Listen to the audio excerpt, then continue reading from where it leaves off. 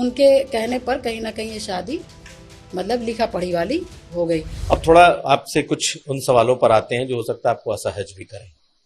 आपने देखा होगा जैसे ही आपका निष्कासन हुआ, जैसे ही आपने मुख्यमंत्री योगी आदित्यनाथ की तारीफ की, आप पर आरोपों की बौछार भी लगी और ये कहा गया कि आप बात तो करती हैं राजूपाल की, लेकिन आपने दूसरी शादी भी की, बाकायदा आपके पति के नाम, तस्वीरें, तमाम चीजें हैं। तो ये क्या है, कितनी सच्चाई है और इसमें क्या हुआ? देखिए, सच्चाई पहली बात तो मैं बताना नहीं चाहती हूँ, सच्चाई बहुत कड़वी है और बहुत गंदी है, क्योंकि जो इस पे मिले हैं कहीं ना कहीं वो मेरी बात सुनेंगे तो उनको बड़ा अजीब सा फील होगा। मगर ये है कि जब इंसान 100% 24 कैरेट का सोना हो करके भी जिसके ऊपर इल्जाम लगे, फिर मजबूर हो जाता है बोलने पर। और मुझे लगता है कि मैं मजबूर ही हूँ, क्योंकि मेरा समाज मेरी तरफ बहुत गर्व से देखता है। और मैंने अपने जान की नहीं सोची, मैंने अपने परिवार, अपने भाई बहनों, किसी की तरफ नहीं मैंने देखने का काम किया। मैंने सिर्फ एक चीज देखने का काम किया कि कैसे राजूपाल जी को न्याय मिले, कैसे मुझे न्याय मिले और कैसे उत्तर प्रदेश की जनता को न्याय मिले, जिस तरह से मेरी तरह महिलाएं दुखित हैं। और आज उस महिला पर इस तरह के अशोभनीय टिप्पणी की जाए तो कहीं ना कहीं बहुत शर्म की बात है। मगर मैं समझती हूँ कि ये समाजवादियों का ये एक रूप रहा है, जो कहते तो हैं कि हम महिलाओं का बहुत सम्मान करते हैं, मगर सम्मान इनके यहाँ रत्ती भर नहीं है, रत्ती भर नहीं है। इस चीज को मैं 2-3 साल काम करके देख चुकी हूँ।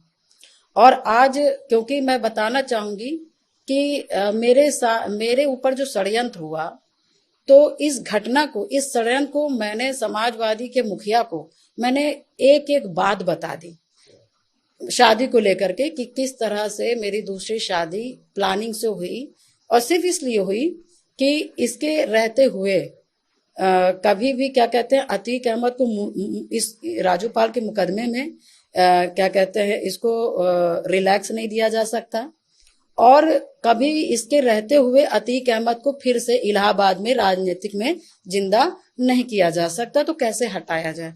तो मेरे ऊपर जो शादी के जो षड्यंत्र हुआ था, मैंने अखिलेश यादव जी को बताया था कि भैया ऐसा ऐसा मेरे साथ ऐसा ऐसा हुआ है। उन्होंने कहा चलो कोई बात नहीं, होता रहता है, फिलहाल तुम परेशान मत हो। मगर जिस तरह से मेरे निष्कासन के बाद इस चीजों को नहीं, यहाँ पे आपकी शादी जो दूसरी कराई गई, ये अतीक अहमद को बचाने का एक षड्यंत्र था। बिल्कुल। तो ये कैसे था? देखिए, ये षड्यंत्र जो लड़की 2005 से, जब शादी की उम्र थी, 2005 से 2017 तक नहीं करती है, और ना उसके ससुराल वालों ने कभी दबाव डाला और ना कभी मैंने ही कहा कि मैं शादी करूंगी। जो लड़की अपने जिस समय सारी समस्याएं थी उस समय शादी के लिए नहीं सोचती है, जब उसके पास कुछ थोड़ी सी मजबूती आ जाती है वो शादी करने के लिए परेशान हो जाएगी। मुझ जैसी महिला जो लड़ने वाली महिला हो और जो राजूपाल के मिशन को लेकर चलने वाली महिला हो। मैं एक छोटी सी, क्योंकि समय हो तो मैं बताऊं। नहीं, बताइए, आप पूरी बात बताइए। देखिए, 2006 में राजूपाल जी की हत्या, 2005 में राजूपाल जी की हत्या होती है। 2006 में राजूपाल जी का ट्रायल चलता है। उसमें आपने एक नाम सुना होगा, बड़ा चर्चित नाम, मतलब आपने सुना होगा उमेश पाल का।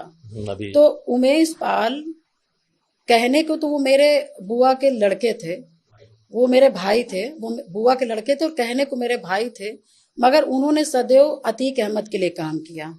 मैं 2005 में राजूपाल जी की हत्या हुई, 2005 में ही मैंने चुनाव लड़ने का काम किया, और जब मैं चुनाव हार गई तो उमेश पाल ने देखा कि इसके पास गरीबी ही गरीबी है, न राजूपाल इसके लिए कुछ छोड़ करके गए हैं, न इसके मैके में कुछ है, और न इसके पास पैसे हैं, न इसके पास गाड़ी है, न इसके पास लोग हैं कि ये इतनी मजबूत हो कि मैं इसका सहयोग करूं।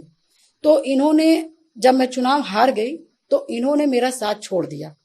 और उमेश पाल ने उसके बाद फिर राजूपाल जी की हत्या होने के बाद 6 महीने बाद ट्रायल चला।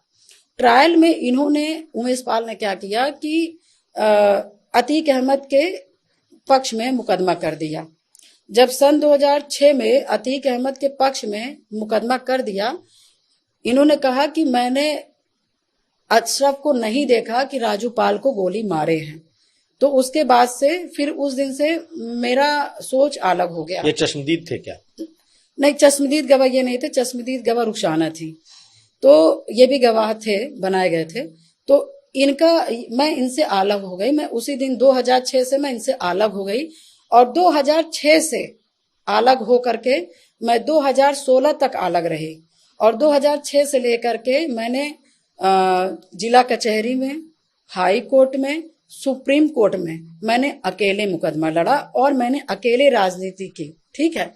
और उसके बाद एक समय आता है 2016 का।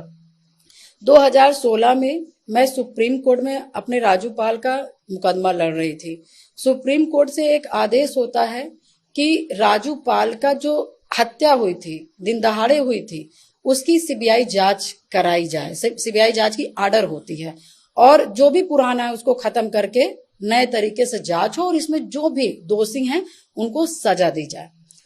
अब सब जगह के लिए राजू पाल जी का मुद्दा कितना बड़ा है मैं नहीं जानती, मगर मेरे प्रयागराज के लिए बहुत बड़ा मुद्दा है राजू पाल जी का मुकदमा। फिर आप समझ लीजिए जब ये ऑर्डर हुआ तो 4 दिन ये जो आदेश था ये 4 दिन ये प्रयागराज में खूब चला, खूब हेडलाइंस चली, खूब चला। मुझसे भी बहुत मीडिया के लोग ने बात की। उसी बीच में उमेश पाल ने फिर मेरे पाल समाज के लोग, गैरनाथ पाल और एक महगांव के हैं शिवलाल पाल, तो उन लोगों को भेजा और उन लोगों को बुलाया और बातचीत किया अपना जैसे भी कि पूजा पाल से कह दो कि उसने बहुत लड़ाई लड़ी, अकेले लड़ी, जितना नहीं लड़ना चाहिए था उससे ज्यादा लड़ी, मगर उससे हमारा समझौता करा दो और समझौता करा दीजिए क्योंकि मैं गवाही देना चाहता हूं। अभी लोगों को क्या लगता है कि वो राजू पाल के मर्डर के गवाह थे, मगर राजू पाल वाले में वो गवाही दे चुके थे। उनका दूसरा मुकदमा था जिसमें वो अतीक अहमद से लड़ रहे थे, तो उसमें गवाही देना था उनको। जब वो देखे कि राजू पाल का मुकदमा उठ गया है तो उसी समय उन्होंने अपना भी मुकदमा खुलवा लिया और खुलवाने के बाद उन्होंने पाल समाज के लोगों को बुलाया और कहा मेरा हाथ जोड़ करके निवेदन है, वो तो मुझसे नहीं बोलेगी क्योंकि मैंने उससे बहुत बड़ी गद्दारी की है, मगर उससे कह दो कि क्या कहते हैं मुझसे बोले और मुकदमा तो मैं मतलब कि मुकदमा अतीक अहमद का ही है, सजा पड़ जाएगा तो कहीं ना कहीं उसके ही दुश्मन को सजा पड़ेगी। तो समाज ने कहीं ना कहीं मुझसे बात किया और दबाव डाले कि नहीं विधायक जी तुम दुनिया का मदद करती हो, ठीक है, वो किसी का नहीं है, मगर ठीक है इस मैटर में वो अतीक को सजा पड़ जाएगी तो सही रहेगा। तो फिर मैंने कहा कि ठीक है, मैंने कहा ठीक है, मैं बात करूंगी। फिर मैंने बात किया, मैंने कहा कि मैं चलो खड़ी रहूंगी, तुम गवाही दे देना, क्योंकि इनकी हिम्मत नहीं पड़ रही थी अतीक के सामने अकेले गवाही देने की कोर्ट में, उमेश पाल की। तो हाँ, तो मुझे ऐसा उमेश पाल ने सिर्फ यूज किया कि पूजा पाल खड़ी रहेगी तो अतीक अहमद को हिम्मत नहीं पड़ेगा कि मेरे कॉलर को पकड़ ले या मुझको मार पीट दे। तो अतीक अहमद कहीं ना कहीं मुझसे खौफ खाया और पूरी गवाही भी हो गई। पूरी गवाही मैंने सन 2017 में कराई। उसके बाद इसी में एक मर्डर हो जाता है, फिर उसमें कहीं ना कहीं थोड़ा सा मैं संक्षिप्त मैं थोड़ा बताना चाहूंगी, बहुत बड़ा मैटर है। तो उसके बाद फिर उमेश से हमारा इसी तरह से बोलचाल स्टार्ट हुआ। अब एक मर्डर होता है और मर्डर किस वजह से होता है कि उमेश पाल पहले अतीक के फेवर में थे, मतलब 2000 क्योंकि 2012 से लेकर के 2016 तक वो अतीक के पक्ष में रहे, मगर जैसे देखे कि राजू पाल का मुकदमा खुल गया है तो वो फिर अतीक अहमद से गद्दारी कर दिए। फिर वो क्या किए कि वो फिर मेरे साथ आने का काम किए और फिर उन्होंने कहा कि पूजा पाल खड़ी हो जाएगी तो मैं अपने मुकदमे में गवाही दे दूंगा और अतीक को सजा पड़ जाएगी और मेरा नाम हो जाएगा, समाज में मेरा भी, पालों में मेरा भी एक नाम हो जाएगा। मगर मुझे नहीं पता था कि मेरे पीठ पीछे इतनी गद्दारी चलेगी। उसके बाद फिर अतीक भी कम नहीं, उमेश दाल चल रहे थे तो अतीक अहमद भी पात चल रहा था, मगर इन दोनों की लड़ाई में मैं पिस रही थी। तो उसके बाद क्या हुआ कि अतीक ने भी एक मर्डर करवाया, जिससे उमेश की और पटेल से जिसकी जो जमीन का मुकदमा चल रहा था, उसी पटेल की हत्या करा करके उसी बीच में क्या कहते उमेश पाल को फंसा दिया गया। जब उमेश पाल को फंसा दिया गया तो फिर उमेश पाल फिर डर गए। वो पूजा पाल बनना चाह रहे हैं मगर पूजा पाल जैसा बन नहीं पा रहे हैं, क्योंकि पूजा पाल को मुकदमे में भी फंसाया गया तब भी वो लड़ने का काम की, मगर जैसे उमेश पाल को मुकदमे में फंसाया गया वैसे उमेश पाल और उमेश पाल की मां तुरंत ही अतीक अहमद के घर में चले गए, पैर छू करके सरेंडर हो गए। और जब सरेंडर हो गए तो इस बात की पता पूजा पाल को नहीं लगा। अब पूजा पाल यही सोच रही है कि मैं अपने भाई के लिए स्टे ले लूं, मैं अपने भाई की मतलब कि मैं इसका स्टे ले लूं तो इसको पुलिस पकड़े ना, इसको अतीक परेशान ना करे। मैं पागलों की तरह उसके फेवर में लगी हूं, वकील वकालत ये वो करने के लिए। और यहाँ पर क्या हुआ कि अतीक और यहाँ पे उमेश और उमेश की माँ दोनों जाकर के मतलब ये लोग जाकर सरेंडर हो गए। और ये बात मुझे कम से कम 6-7 महीने बाद 8 महीने बाद पता चल पाई। और तब तक मेरा बहुत बिगड़ चुका था, तब तक मेरी जिंदगी बहुत बिगड़ चुकी थी। फिर ये अतीक से मिल गए तो अब फिर पूरा पूजा पाल के जीवन में अब एक मोड़ आता है।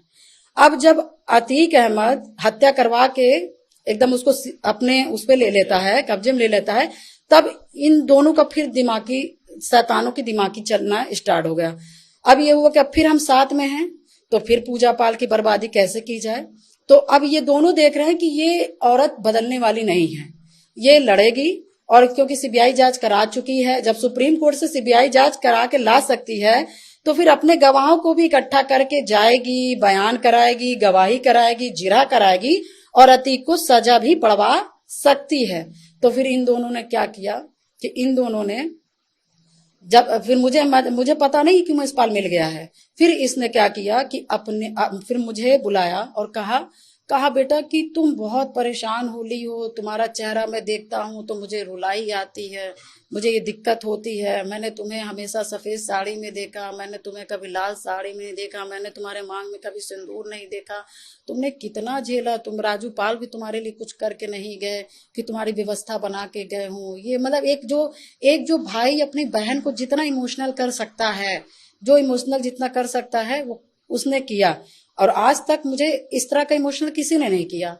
फिर मुझे नैनीताल लेकर के गए, मेरे वहां पे वकील रहती हैं, वहां लेकर के गए और वहीं पे और भी ज्यादा मेरे ब्रेन को वॉश किया गया कि तुम्हारा परिवार तुम्हारे खर्चे पे चलता है, तुम्हारा परिवार तुम्हारे पैसे पे पलता है, तुम कल बूढ़ी हो जाओगी तो ये साथ नहीं देंगे, तुम्हारा कल का भविष्य क्या होगा। मतलब एक लड़की को जैसे अकेली लड़की को डरवाना होता है, उसी तरह से मुझे कहीं ना कहीं भयभीत किया गया। फिर मुझे कोई तुम्हारा साथ दे चाहे ना साथ दे, मैं तुम्हारे साथ हूं, मैं खड़ा रहूंगा।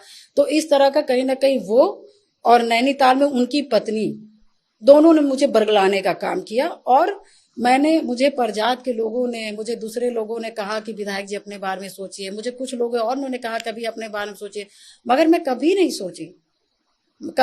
मगर जैसे मैं परिवार में फंसी और जैसे मैं ऐसे लोगों के बीच में फंसी, कहीं ना कहीं मेरा भी माइंड अजीब सा हुआ कि भाई है, हो सकता है सही कह रहा हो।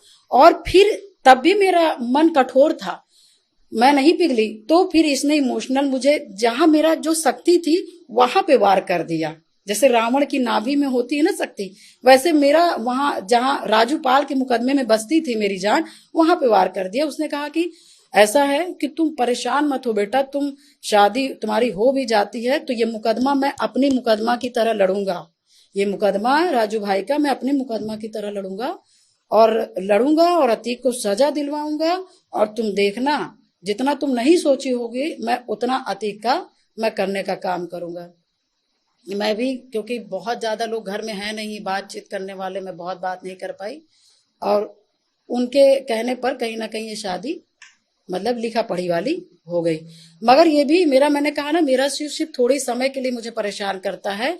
और फिर मुझे पता चला, मुझे कुछ ही दिन में पता चल गया, क्योंकि जब मैं आई हूं तो इनको लगा कि मैं सफल हो चुका और अतीक को भी लगा कि मैं सफल हो चुका।